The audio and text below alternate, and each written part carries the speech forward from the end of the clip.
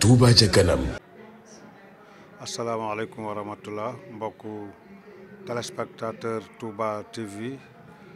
Touba Vision ak Touba ca kanam TV ñu ngi leen di ziare bu baax di wax na ñu ngi ànd ak yéen màggalu Daaru Xudoos fii ci Abidjan tey nag ñu ñëw ci teewaayu suñu kilifa gi nga xamante ne at yu bare bare mi ngi ñëw di ko ànd ak ñun di Serigne Cheikh Marème Mbacké ibnu Serigne Abdou Karim ibnu Cheikh Mouhamadou Lamine Bare ibnu Khadim Rasoul mu ñëw fi daan ko def ay ati at magam ju baax ja Cheikh Mouhamed Mbacké borom Taïf daan ko fi yebal kóllëre googe mu téye ko ak ñun ba nëga ni tey jii mu di ko teewe si ci centenaire bi nga xamante ne ginnaaw ñibbisig Serigne Touba bi nga xamante ne jóge na njaareem Cheikh Mamadou Moussa yóbbu ko Touba boobaak léegi nekk téeméeri at xam nañ ne centenaire bi actuellement mooy actualité ndax Serigne Touba jóge na njaareem ñu yóbbu ko Touba boobaak léegi bi sëñ bi ñibbisee Touba ak léegi téeméeri at la màggal gi nag am ren ay particularité yu bare bari ndax ca biir Sénégal ñu ngi évaluer yoonu murit ginnaaw bi nga xamante ne Cheikh Mamadou Moussa toogee na jataayu Cheikhul Khadim ba tey jii ki fi nekk di Cheikh Mountakha Bachirou xalifa général kul murid yàlla na fi yàgg te wér ñu gis évaluation bi yoon wi yokk ci côté yu ne ci économie ci social ci lépp ci infrastructure ci njàngale mi 37 milliards pour université te ñu gis ne nag loolu am na solo biir Sénégal waaye ñun waa diaspora bi itam def nañ suñu évaluation bu baax ndax gis nañ ne fii nga xam ne fi la ñuy daje di fi màggale bisu Serigne Touba bu tedd bi ci Abidjan mooy kër gi sëñ Touba njëkk a am ci bitim réew fii nekk taawu këri sëñ Touba yi yaakaar naa nag bu fekkoonte ne lu sëñ Touba di soqeeku la ci kër mën nañ ne kër gi jig na ko ndax kër gi jur na tey fépp foo dem ci ñeenti continent yi moo xam muy Afrique moo xam muy Europe moo xam muy Australie moo xam muy Amérique fépp nag sëñ Touba am na fa ay kër kon bu fekkee dañuy xayma xarnu bi di xayma centenaire bi gis nañ ne sëñ Touba kon ab doxam ci bitim réew màgg na gaaw na te itam xajut ci kenn xanaa ku ko xamut mu mel ne nag kon ñun diaspora bi dañu am autonomie waaye am itam obligatoire ci ubbi yoon wi ba nga xamante ne ñi xamut sëriñ bi ñu fas yéene ñoom ñu xam ko ndax sëñ Touba xajut ci kenn te it bi nga xamante ne mi ngi doon wax ne ijal ruju'i ila xawmi saadatana wala takfina yawma jam'il xalqi niiraana kon xaw mu la doon wax xaw mu nag ñëpp a ngi ci biir kon muy sauveur de l'humanité sëñ Touba looloo ko taxoon a jóg te loolu feeñ na biir ak biti ndax buy wax yaa ahlal bari ujuli bahri saqaayi géejug texe gi muy woote waa jéeri jéeg waa géej gi kon loolu jeexal na àdduna moo tax ñun diaspora bi fii gis nañ ne suñ bilan ci centenaire bi Serigne Touba sarale na ba wër jamono ba wër àdduna ba tax na ñi nga xam ne doonuñu ay sénégalais nga xam ne dañu mel ni dañu ñëw ci yoon wi doon ay gan ñooñu fi mu ne nii ñi ngi dëlëf yi wut ci Serigne Touba Khadim Rasoul te loolu day yokk ba loolu nag waral na Serigne Cheikh Marème Mbacké mii ngeen gis ci suñ gannaaw mu ñëw jël bâton de pèlerin nam ko daan defee tëj këram te ay taalibeem ña nga ca këram di ko xaar di ko alawte ko ngir bisu Sëñ Tuubaa bi waaye ndigal loom lu baax loolu nga xam ne magam ju baax joxoon na ko tax na munu ko bàyyi mu ñëw ànd ak ñun yàgg koo def ay ati at ci wetu Alaaji Magumba Caam mi nga xam ne mooy jëwriñu Sëriñ Tuubaa fii ci Abidjan ak itam suñ imam Daouda mi nga xamante ne xam naa dana sànni ay kaddu ndax kat li nga xamante ne Sëñ Tuubaa doon na ko waxoon ne wa hab liya nusrata fil buldaani jamiaha yaa xaalixal azman wali hab wala mu naan warut liyal muluka wal buldaan loolu agsi na ndax Daouda mi ab ivoirien la waaye mu doon taalibe Sëñ Touba ñu bari xam ko mu Sëñ Touba am kër ci quartier bu ñuy wax Yopougon commune Yopougon moom moo fay imam ratib ba di fa xutba nasaraan di fa xutba jula ñi nga xamante ne dégguñu wolof di xam lan mooy Sëñ Touba ba tax na yoon wi mi ngi rëg-rëgi fii ci Côte d'Ivoire kon nag moom itam dina ko jox kaddu bu ko defee kon damay jox kaddu jëwrin Alaaji Magumba ci turu Serigne Cheikh Marème Mbacké mi bu ko defee bu noppee ñu laaj ay question quelque imam Daouda bu ko defee rek ñu toppee ko noonu kon billahi mina sheytaani rajim bismillahi rahmaani rahim barki Cheikhul Khadim asalaamaaleykum wa rahmatullah wa barakatuh bokki jullit bokki taalibe yi ñu ngi leen di nuyu di leen ziar di jiital ci nuyu bi sëñ Mountakha Mbacké Khadim Rasoul yàlla na ko su borom yàggal lool te mu ànd ku wér ba li mu yéene liggéey Sëriñ Tuubaa mu liggéey ko ñu ànd koog moom di nuyu sëñ Modou Makhtar Mbacké mi nga xam ne tey jii moo nekk ci boppu waa Daaru Xudoos yëpp yàlla na fi yàgg lool ak mbooloom mbokki taalibe yi gannaaw bu loolu wéyee jëm ji nga xam ne moo teewe màggal gi di sëñ Cheikh Maram Mbacké ñu ngi koy sant di ko gërëm di ñaan su borom yàggal ab taxawaayam ndax bi mu dalee ñëw fii ci réew mi ëpp na fanweeri at ak juróom mu fekk ñu fi di taxawu liggéey bi nga xam ne Sëñ Tuubaa ko jox ba suñu joon tey liggéey bi toll fii mu toll kon duñ def lu ñaanal ko sant ko gërëm ko ñaanal ko ba moom tamit li mu yéene ci tool maamam bi suñu borom defal ko te ñu ànd koog moom di nuyu imaam Daouda mi nga xam ne moom tamit ivoirien la waaye moom fi ñu toll léppam Sëriñ Tuubaa la kon ñuy sant suñu borom bu baax ci teew gi nga xam ne teewe nañ ko bis bii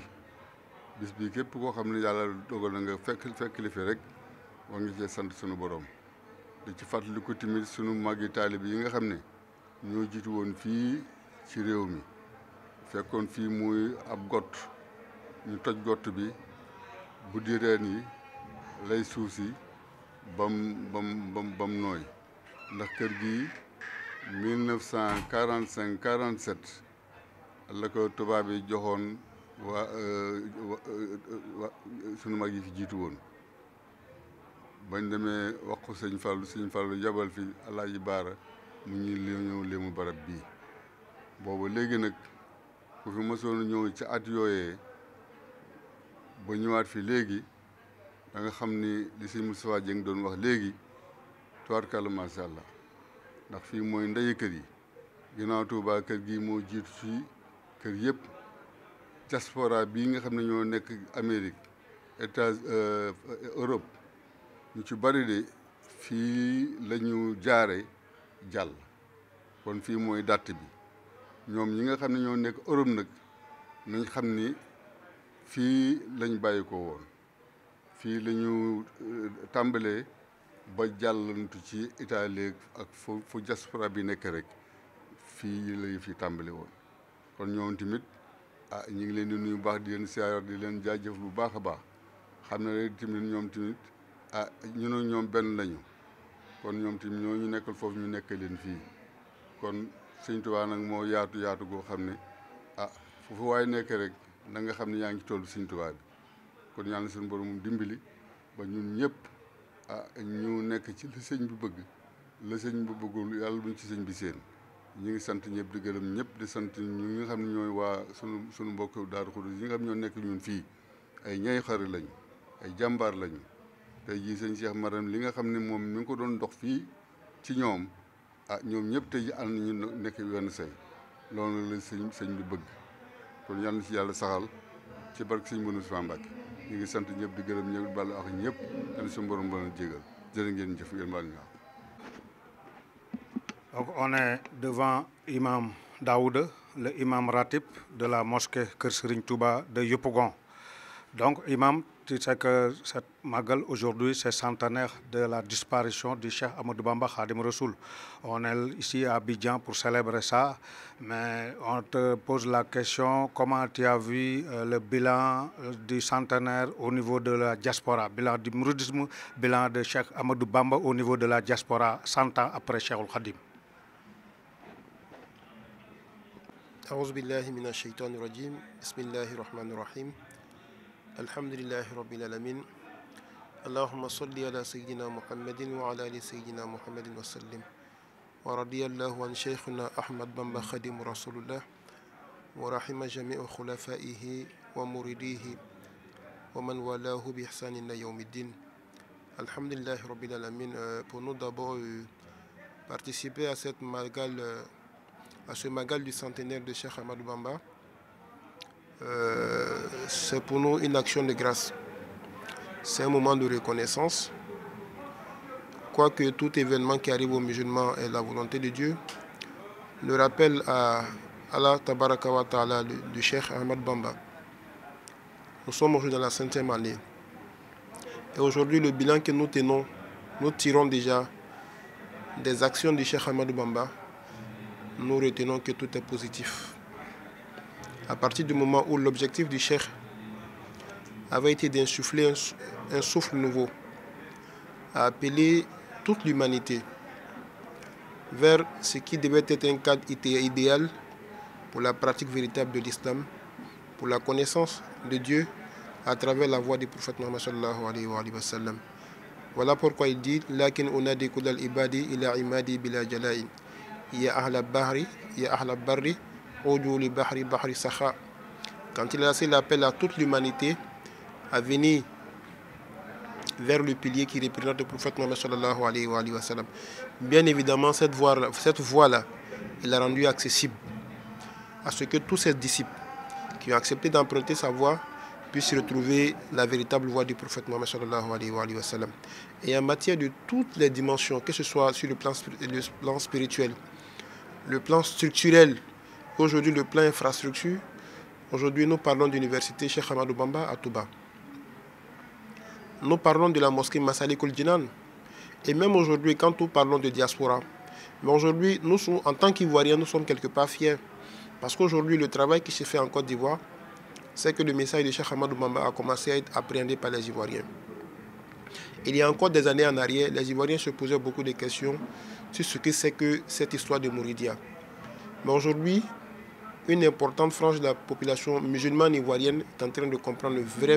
vrai visage de la Mouridia. Pour dire que le monde a besoin d'entendre un message. Le monde a besoin de découvrir quelque chose. Et ce quelque chose-là, il n'est pas nouveau. Il est là, il existe, mais il faut le rendre accessible. Et je pense que c'est à travers Cheikh Ahmadou Bamba que nous pouvons avoir la véritable voix du prophète Muhammad sallallahu alayhi wa sallam. Déjà en 2021, nous avons tenu la conférence internationale sur la Mouridia à Abidjan. Et cette conférence-là vraiment a été un cadre vraiment assez important parce que nous avons invité tous les imams de la Côte d'Ivoire à cette conférence. Qu'ils ne soient pas 7 mourides, mais ils sont musulmans, avaient besoin d'avoir le véritable message de Cheikh Ahmadou Bamba. Et ce message-là, nous sommes sûrs qu'il a été entendu. Parce que grâce à ce message, aujourd'hui, une ouverture a été faite. Nous avons assisté à la visite du Cheikh Oulaïma, le président de tous les imams de la Côte d'Ivoire à Touba, le Cheikh Ousmane Diakité, avec une forte délégation du COSIM. Aujourd'hui, nous parlons de la construction de l'Institut Cheikh Ahmadou Bamba à Yamoussoukro. Et tout ça, je crois que c'est des projets novateurs, c'est des projets majeurs qui vont nous permettre vraiment dans les années à venir de bien édifier le monde sur les enseignements de Cheikh Ahmadou Bamba. Assalamu alaikum wa rahmatullah. Merci beaucoup.